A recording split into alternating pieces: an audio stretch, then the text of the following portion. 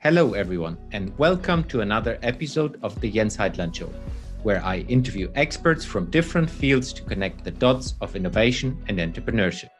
Today's guest is YouTuber, podcaster, content creator at Feisworld Media. She has developed the YouTuberKit.com, which is an amazing tool for all people who are interested into YouTube. Please welcome to the show, Fei Wu. Hello, Fei. Welcome to the show. How are you doing? Doing well, Jens. Thank you so much for inviting me. I'm so looking forward to our conversation today. It will be awesome. I know, and you've already done 4 episodes today, so I'm gonna try to Yeah, keep the energy high and have a good time. it's crazy, but you know how it is. It's so awesome to meet different people from different parts of the world the whole time. So really love it. But before we go into, of course, YouTube, which is one of the big topics we talk about today, and of course, linking that to innovation, tell us a little bit about yourself. Who are you? What is your story? Okay, great. I am not afraid to reveal my age, so I'm approaching my late 30s. I am what I thought to be an older content creator on YouTube, but then I was surprised to find out so many people older than I am and just so innovative and so aspiring to me. And my background, I grew up in Beijing, China until I was about 17. My parents both, my dad passed away, but my mom still is a working artist today. And art and creativity have always been a very important part of my life. I came to the States as a high school senior when I was 17 to Freiburg, Maine, and then came down to Boston about 4 hours to go to college to study computer science and math. Then found my way in working in business consulting, in particular technology consulting and marketing for the next, I think 10 years or so. Exactly 10 years. And then in January 2016, I left my full-time job and simultaneously started my company, Feisworld LLC, with a focus on helping businesses and also individual content creators to celebrate both their creative and financial freedom. And I've been doing it ever since. So specifically, I know, Jens, I love how specific you get with your audience here. So I spend about exactly 50% of my time creating my own work, anything Feisworld, podcast, YouTube, documentary. And the other 50%, I help my clients to do a version of that. I love it. Yeah, that's the cool thing. I just start the other part, like which you mentioned today. I help big corporations right now, and I'm now starting to help other coaches, other consultants to do the same thing I do. But Yeah. before we go into other topics, I would like to double click. How was it going from China to the US when you were 17? Was it a I culture shock? Like, tell us a little bit about that. Yeah, luckily for me, I grew up in a very multicultural household. I know it sounds weird almost because both of my parents are Chinese, and but in a way, because of their jobs, in particular, my mom being an international artist, I just remember growing up and being able to meet and greet people who look not very much like me at all, kids and adults. So I was very much ready. I was speaking English on and off. I did not go to an international school. So even though I don't have much of an accent right now, I'm fluent in English. There was definitely still a bit of a transitional period, let's just say that, and the struggle of learning English as with other American students. But in general, I feel like when you are 16, 17, you're just excited, right? You feel like you're invincible. And I just loved the independence and love the idea of creating a life on my own, even though not completely independent on my own, right? Yeah. But did you then move with the family or alone for studying? Alone. And Oh, I remember my relatives in Boston, they saw me briefly before I packed up to go to Maine. They're like, "You are crazy. Your parents are crazy." The end. Why they thought I was 20, yeah. and so I was 17, and I had other Chinese students, about 5, 6 of them, who traveled with me, but who I didn't know. They're all traveling from different provinces in China, Yeah. and yeah, it was great. I'll totally do it again. I encourage anybody, if you're 20 something years old, go to a country which with language that you do not currently speak. And that is a phenomenal experience. Just like you, Jens, I know that you travel with your family Yeah. too. Yeah. I so agree. And for me, this is it's like the intercultural experience you get. It's priceless. Mm-hmm. Like it's like I have been living in 4 countries now, and it's even my daughter, she's 3.5 now. She has lived in 3 countries. Wow. Um, it's I mean she most probably will not remember much, but just the opportunity of connection to other cultures is such a wealth of knowledge. And Mhm. as well, when you then go into business, interacting with other people in different cultures. I would love to go deeper into that later on when we look into YouTube and how you do that as an international and culture verse person who lived in different countries speaking different languages. Let's go into that later. For sure. So really, really interesting story. So how did you leave the corporate world and then say, hey, I'm creating my own world with which is Fei's world. How did you get to that stage where taking that step into a new world, into a new era for you? Yeah, so for me, for anybody listening, watching who need a green card to do this, I was in that same boat. And getting a green card in the US, it was a very long, drawn out process. So I would say I was ready way before I created Feisworld.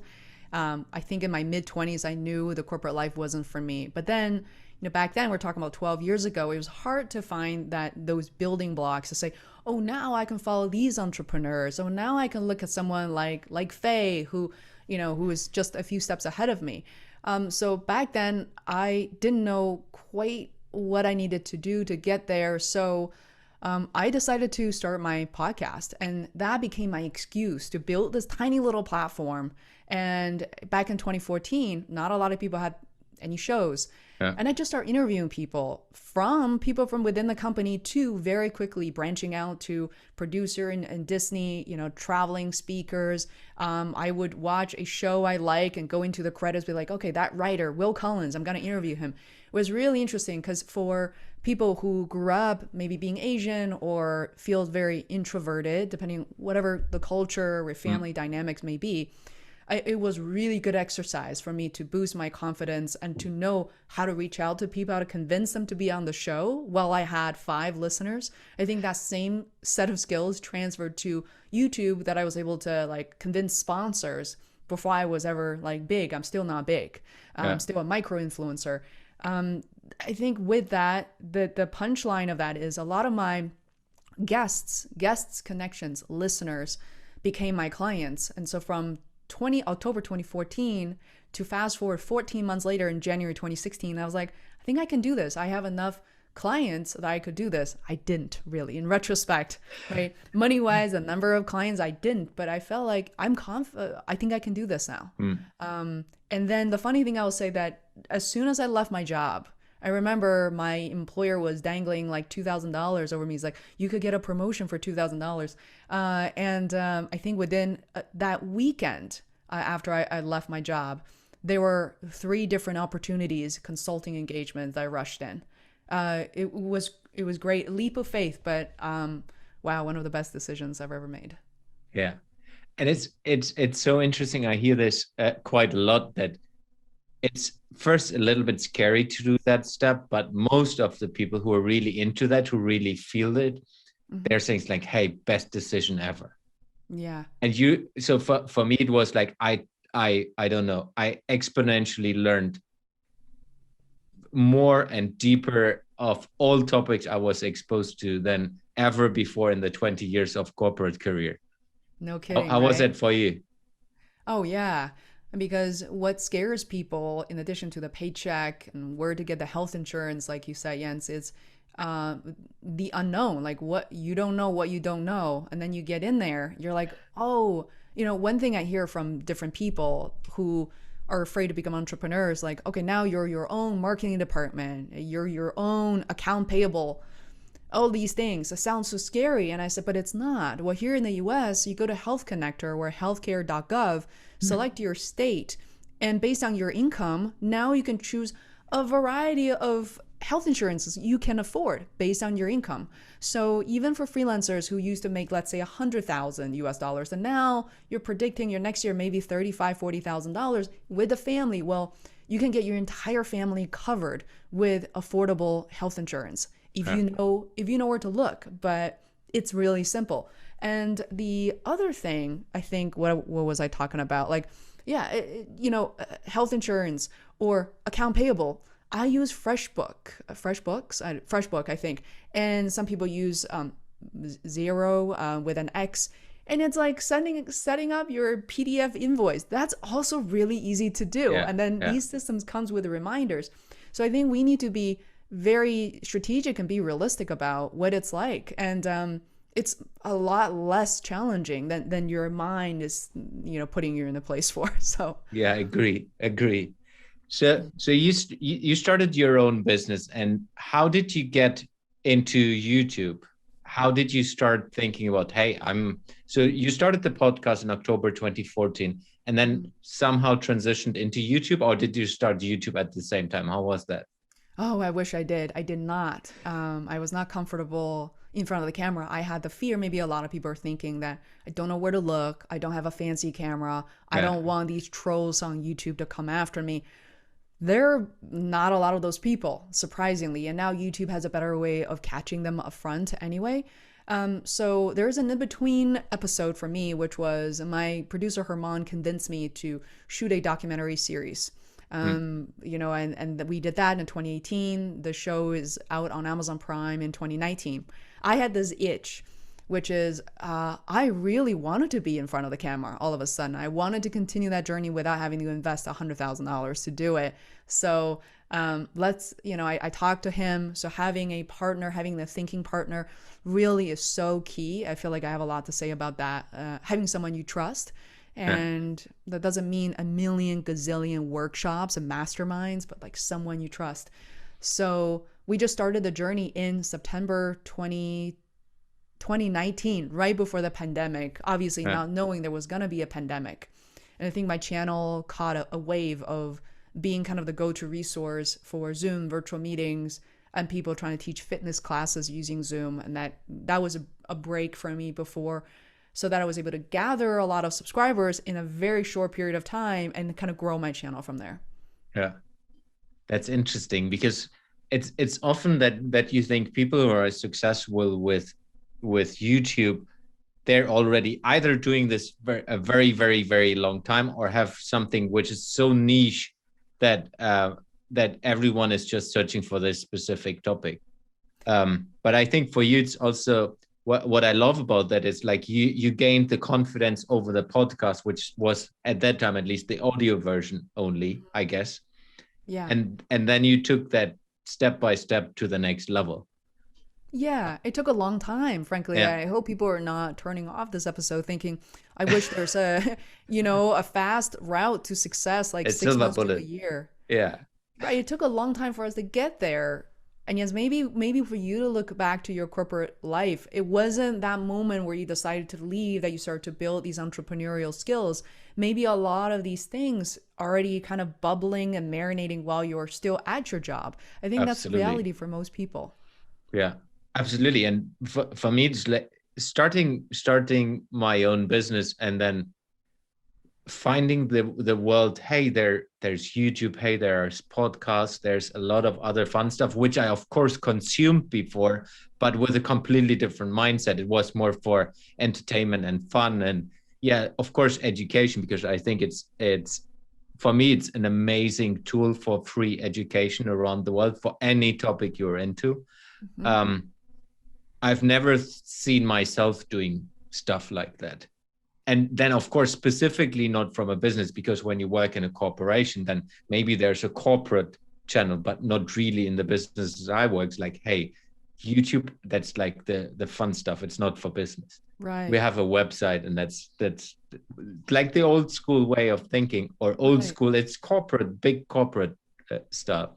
So I would like to dig deeper into YouTube together with you.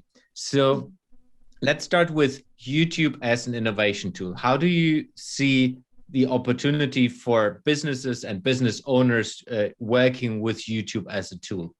Yeah, for sure. There are many different ideas we can explore and we can kind of dance around and kind of see if we want to get into some of the topics even deeper. First of all, before we hit record, it's true. Every single business should have their own YouTube channel for sure. Like to me, that's a no-brainer. And the reason is very simple. Video, first of all, YouTube is bought by Google. So for people who are not as clear, Google is the number one search engine in the world, and YouTube is the close second. And YouTube obviously is primed on video content. And the crazy thing, yesterday I was speaking with a colleague. I thought she was kidding, but she wasn't. Her husband found her on YouTube. This is even before she became a regular YouTuber. And I started cracking up, and other people on the call who are now her business partner also found her on YouTube later on. And you know, this happened. I mean, she now has 3 kids, three kids with this man. And you know, I so far have not received any wedding proposals or anything like that, but we can arrange that. We can arrange that. People can respond to my channel as pranks after this episode. But the funny thing is, why would somebody actually send you to start a relationship? Maybe it's a business relationship. It's because they can see you on video. Yeah. Voices, audios are very powerful. So I would say it ranks like this. Imagine if you close your eyes, imagine the last time you read a blog post, or the last time you saw an image somewhere. There could be a visceral connection, but they're actually, especially with younger people, not everybody read consistently or long form blog posts as they used to 10, 15 years ago. Now, the second format with audio, it is very intimate, especially people with a nice voice, soothing, easy to listen to. Those people have an edge. And audio can be very, very, very intimate. Yeah. Then there's another level of the video. You hear this person, you see this person, a short video of just less than a minute can tell so many stories. So that's why when, as a brand, how connected are people to you, especially looking at your corporate website, contact page, about us page, leadership. I mean, I bore myself just talking about it. Yeah, right? I agree.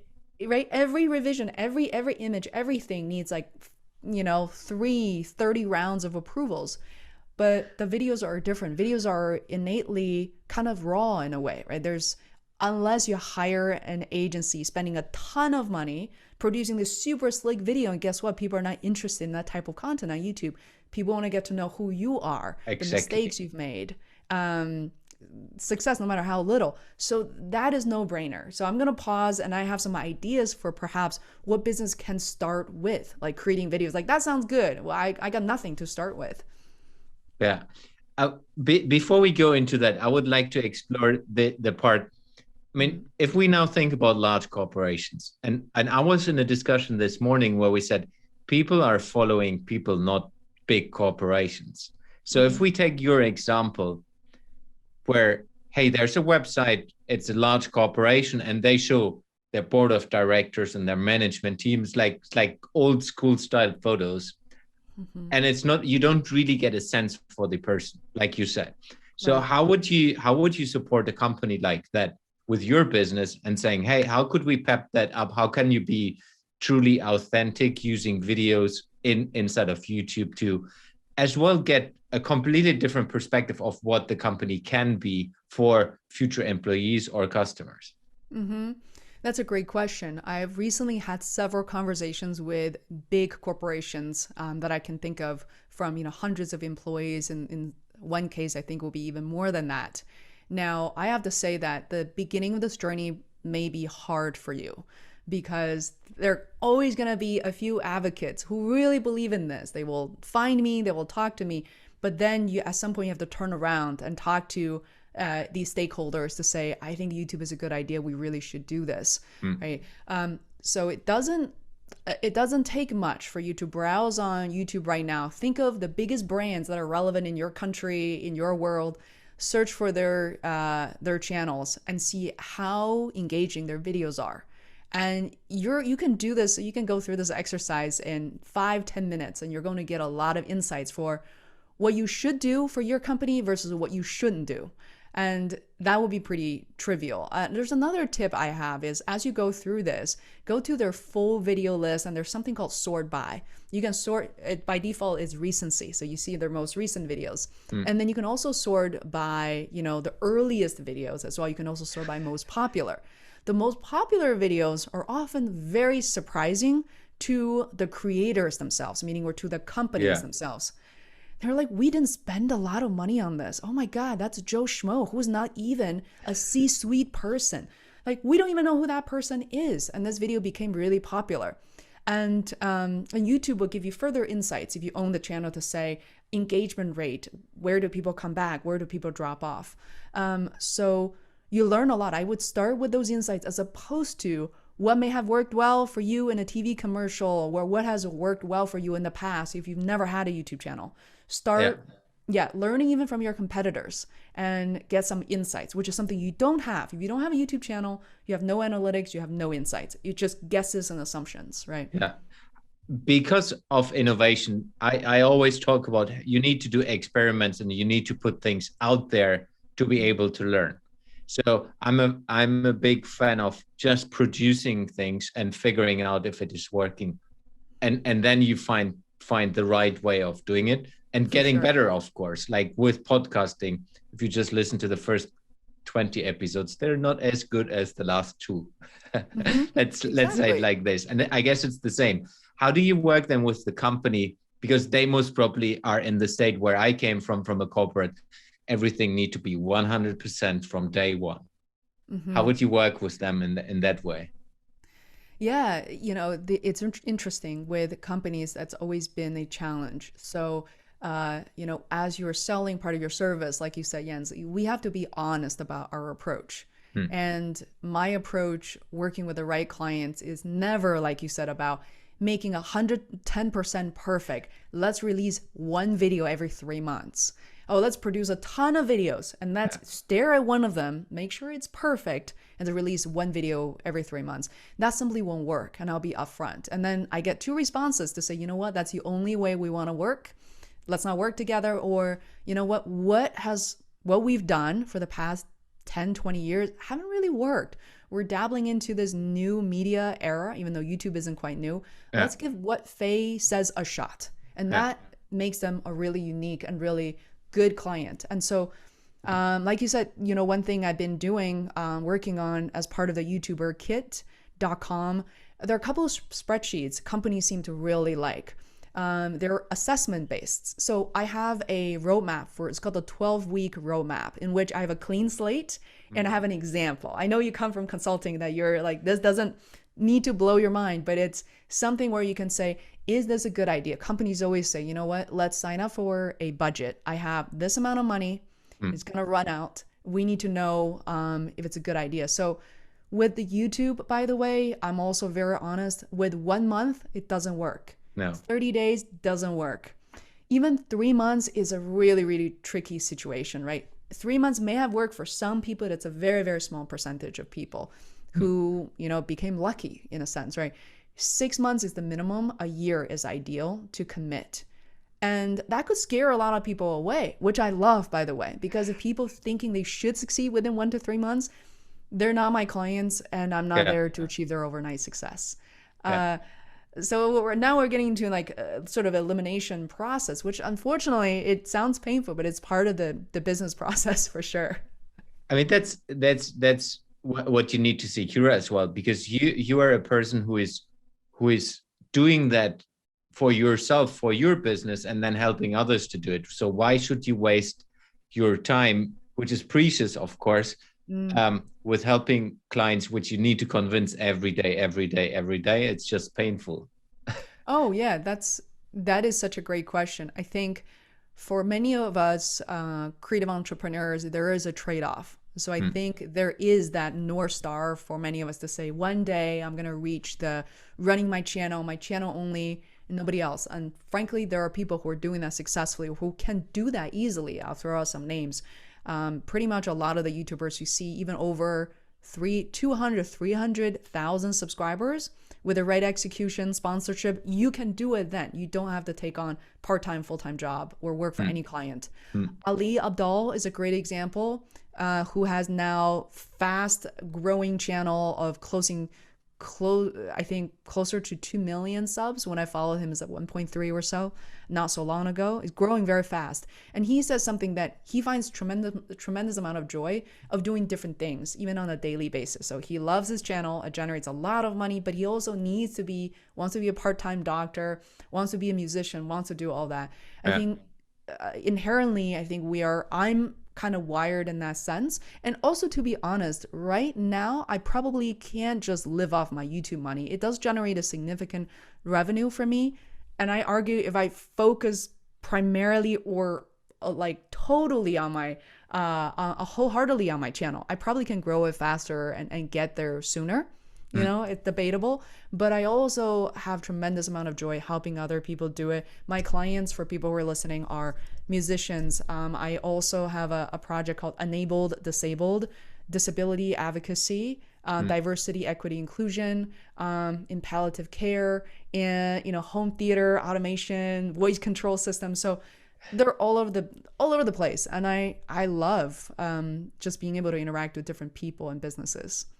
Yeah, it's so important, because that also gives you like new spirits, new ideas, and new different ways of, hey, I got an idea from doing something completely different, which you can bring in, and then you get a different flavor of what you're doing. So you're developing as a content creator in the same way by doing other things on the side.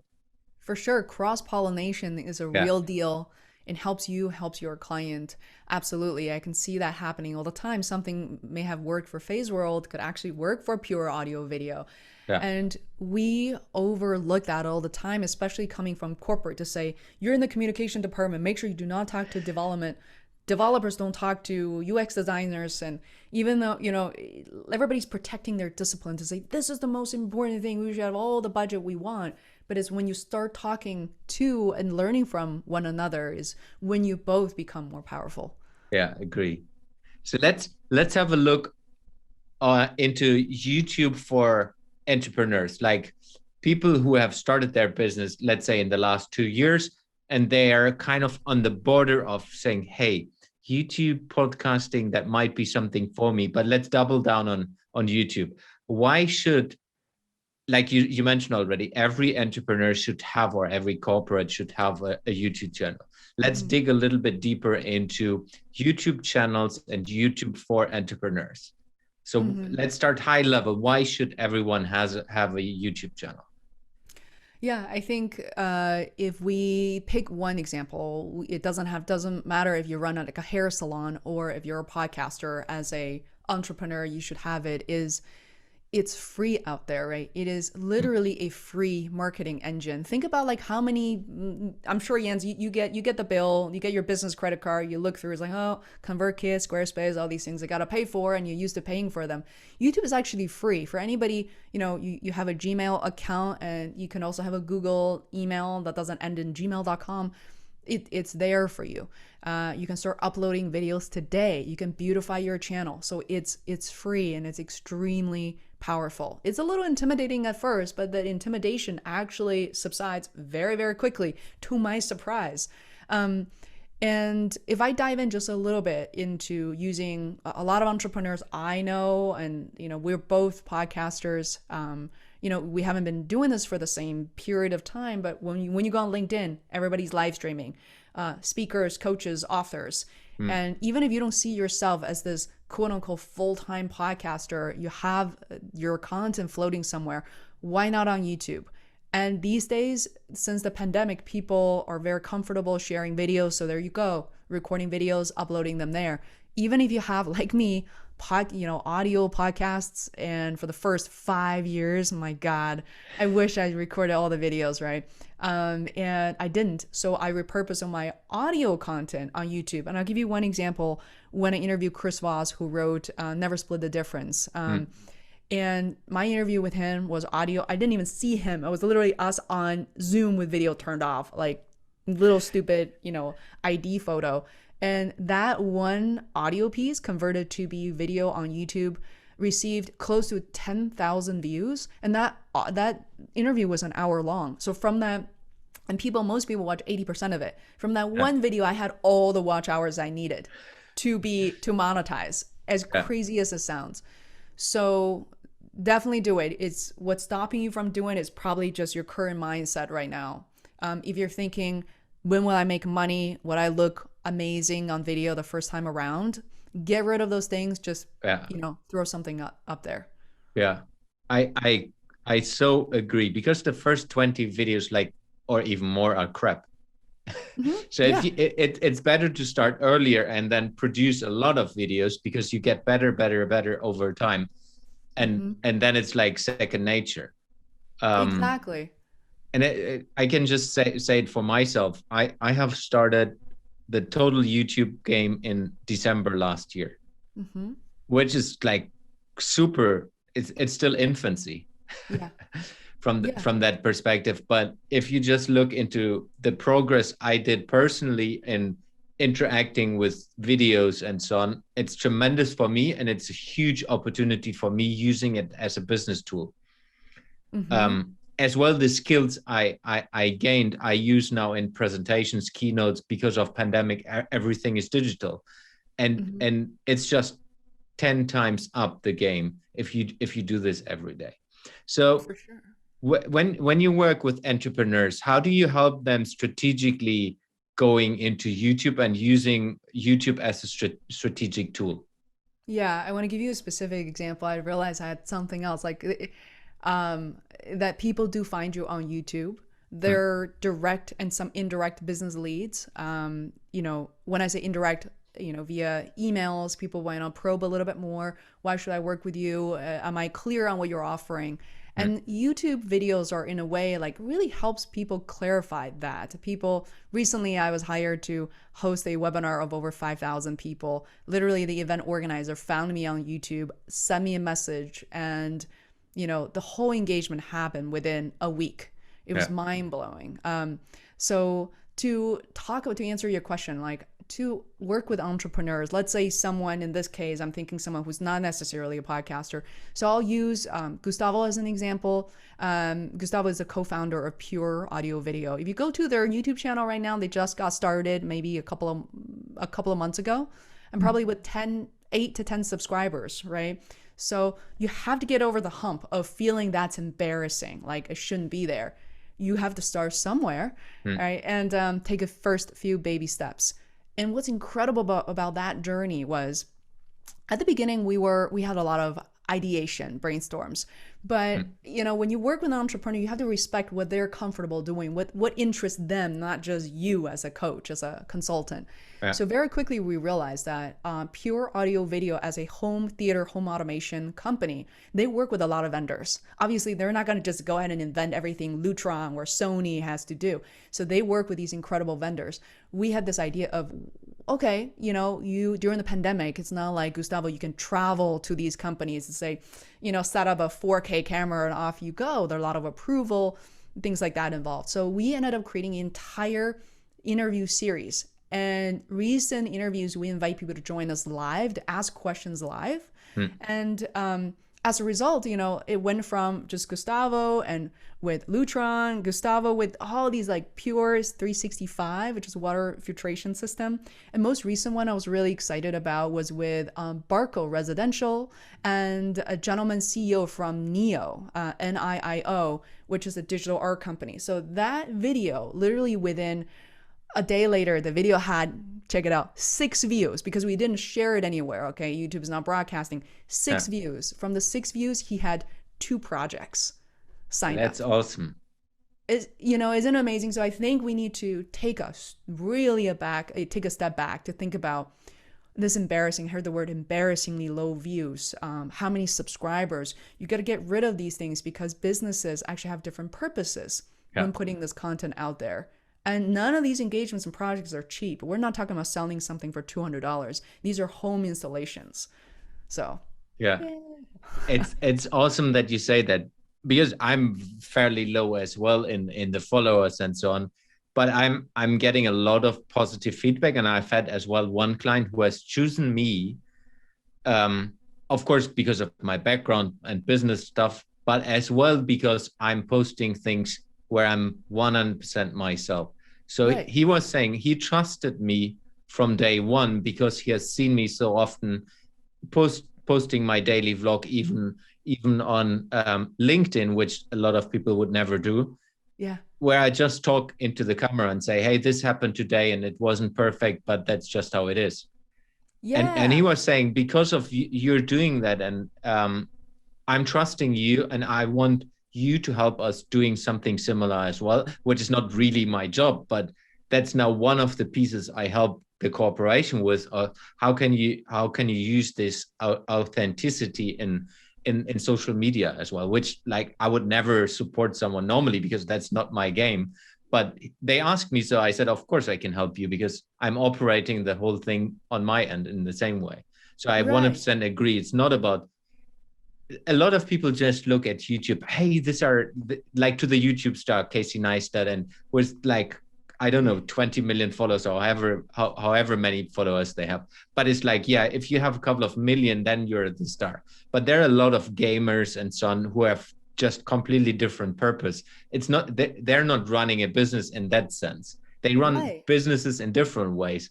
But I agree, it's super important for entrepreneurs to understand that it's not about having 200 million followers. It's about creating credibility Mm-hmm. and supporting people to interact with you. Mm-hmm. And what I love about that, it's as well a documentation of your life. It's a Mm-hmm. documentation of your progress and who you Yes. are, and people can relate to that.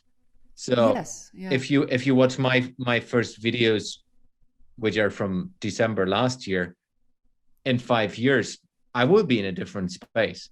Definitely. For sure. And what you touched upon is something I talked very recently with several of my mentors and even my producer. There's a huge gap you were filling in, Jens, which is, if you go on YouTube right now, of course, YouTube's not going to expose you to all the vast majority of the content. Mm. You see there are a lot of starting videos, how to be a beginner, how I started, Yeah. Yeah. then how I became a multimillionaire. And I'm sitting here thinking, what happened in the middle? I mean, literally, there are a lot of videos are like, why I quit my 9 to 5. And then 2, 3 videos later, this is how I'm generating 7 figures a month. I was like, what happened to in the in between stage? And so some of these people who are sharing these videos are 25. I mean, I trust that this is how much they've grown and good for them. But the daily videos and the progress, the documentation, it's basically a documentary in a way. Yeah. It's just Yeah. not there. People really appreciate it. Yeah. So you mentioned already the YouTuber kit.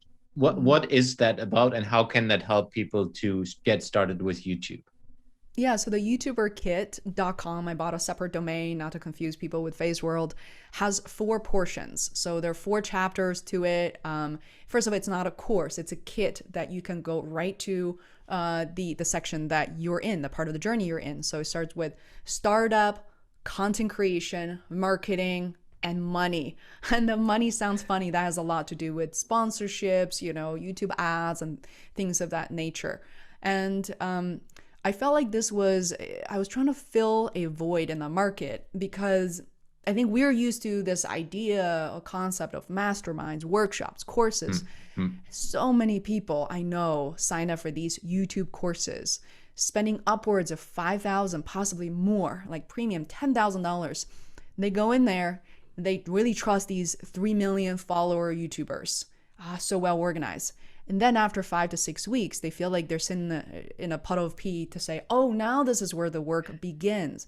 What do? They find themselves sitting in a room by themselves, and they don't have any of these toolkits. They have to now invent these things to know if they're on the right track. So I want to put more power tools in their hands to say, check it out. This is how you can measure yourself. And better yet, I work with a lot of creative entrepreneurs. At the beginning, we're like, more intermediate stage. So they have VAs, virtual assistants, content creators for them, and they can easily pass these spreadsheets onto the people they work with, and they can have a really intelligent, really productive conversation. I think that's That's what it is. And I put a lot of heart and soul into creating it. And they're the things that I precisely use from my own journey, from me. I eliminate the things that I thought was helpful, but no longer the case. That's why I'm so excited about putting this out there. Yeah. And it's so great because I'm business or innovation culture coach, and I believe everyone needs to have a kind of coach or someone who is helping you to get to the next level. It's just being open. And I think something like your YouTuberKit.com is an opportunity for someone who is starting into that journey, where maybe they can't afford working with you in person, but it's an opportunity to get started, get into it, and really find out if that's something for them as well. For sure. And that's exactly, you touch on something so important. The startup kit is free. I want people to get in there, start their channel and see what I'm about, who I am. I Yeah. think that's so important, not just for the sake of it's a lead gen, it's an ebook. No, Yeah. you need to take a look at something that I'm creating. Then if you like it, right now it's discounted at 50% off. You get everything, over 40 documents for only $99, and later on it's only 200. So it's meant to be affordable.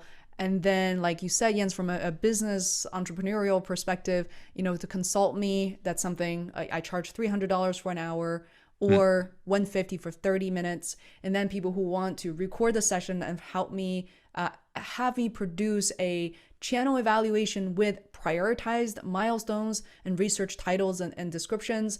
That's something I offer as a separate product. It's something that they could do 4 times a year, so quarterly. So I think giving people these options will help them a long way. Awesome. I will put the links as well into the show notes so people I can appreciate it. click through you directly. I would like to, the last part on YouTube, I would like to dig into, we're both coming from different cultural backgrounds, and we both speak fluently different languages. And growing up in different cultural backgrounds, there's always an opportunity to do things. Like for myself, I speak German fluently. So how do you do things bilingual? Do you do things bilingual? What are your thoughts on that? Oh, for sure. I think the answer to anybody who speaks a second or even a third language, the answer is yes, embrace it. It is your superpower, literally. There are a lot of people in this world, a lot of successful YouTubers on YouTube who absolutely cannot speak a second language, not even conversationally. And for me, that's something I've been contemplating for my channel and for my clients who also are like me, bilingual, trilingual people. I highly encourage them to do the same. Now, frankly, it does come with certain set of challenges, right? There are doubts, perhaps, that you probably want to start a second channel, right? It's not impossible for you to talk about a similar topic to say, now let me create a separate playlist, let's say on my English channel, and this particular playlist with 10 videos that's just going to be in Chinese. Nobody will stop you from doing that. From an algorithm perspective, it is generally helpful for you to start a new channel, especially if you feel like this may be something you want to do in the long run. So, because these keywords are going to be in Chinese, for example, Yeah. these titles might be in Chinese. I've seen people who combine Chinese and English as part of their title. That could also help, because there are a lot of other bilingual people who like to consume content in their native language versus in their second language. So embrace that. Should I pause for a question, or should I keep going on this topic? Keep going. I think it's super interesting because I'm thinking about, should I do something in German? Oh, that's so hard. I need to double everything. But keep on going. Yeah, exactly. So when you have doubts, I think we all do. But first of all, having 2, 3 monetized channels you can grow, so much more powerful than one. This is not a new strategy. If you look on YouTube, many people, even small, micro, nano YouTubers being under 10,000 subscribers, micro meaning 10 to 50,000 followers. A lot of people are starting their second, third channels. The reason, frankly, is because the part that I and a lot of people don't like about YouTube is it does niche you down. It's hard to pull yourself back up to do something different. If this is going to be a different language, chances are that you can benefit from starting a new channel. I want to say a few things about accents, and I think it is strange sometimes to find yourself even recording, especially editing your videos in two different languages. Like your editing techniques is essentially the same, but it feels very different to you. The rhythm of the language, the way you express the same ideas in two languages will feel very different. There's going to be an awkward period. But then again, just like putting yourself in front of the camera, that goes away too. Maybe just after a few videos. Tactically, I want to talk about editing. That's one thing that stopped me. If you have an editor or two like I do, immediately I thought to myself, darn it, none of them speaks Chinese. Oh yeah, let me just true. Shit, I haven't thought about that. Yeah. Who do you have actually speaks German? But you can find absolutely, Yeah. right? You can go on Upwork, select language region, and then skill as video production. Yes, you can definitely find someone.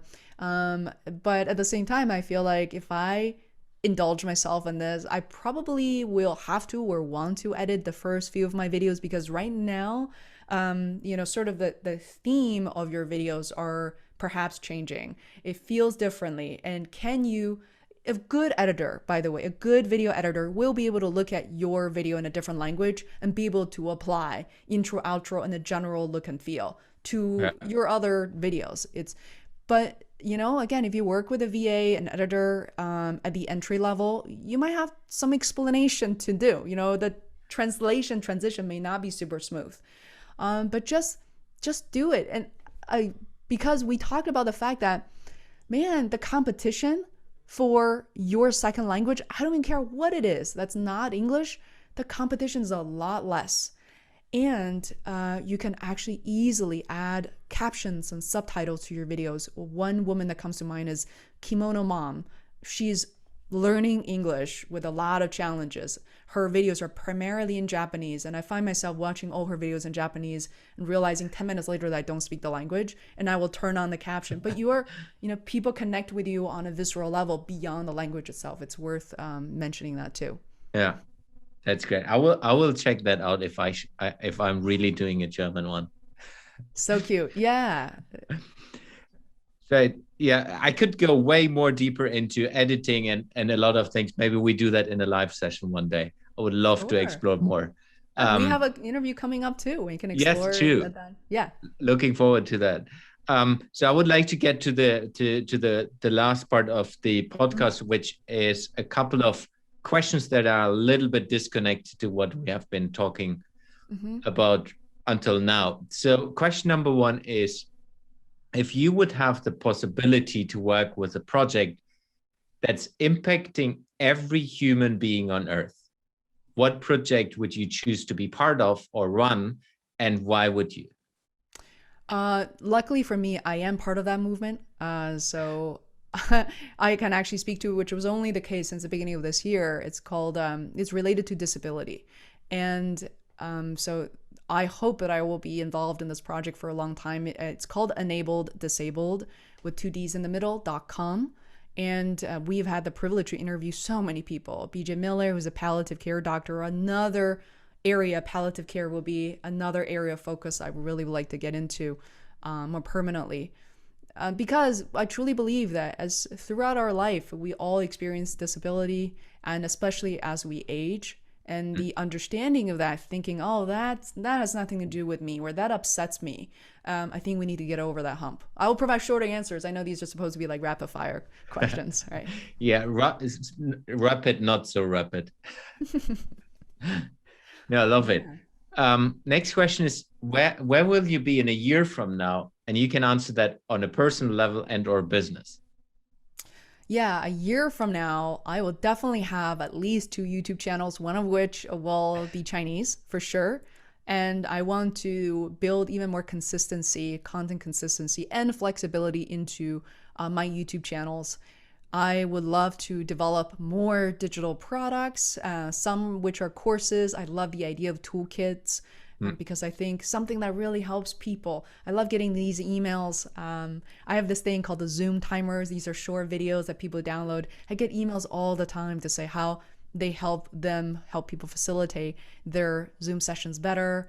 And yeah, I wanted to do more of what I do, and a year from now to have more free time with family and friends, maybe just work a little bit less around the clock. Yeah, I can relate to that. I would, especially if you ask my wife. Especially. Yeah, exactly.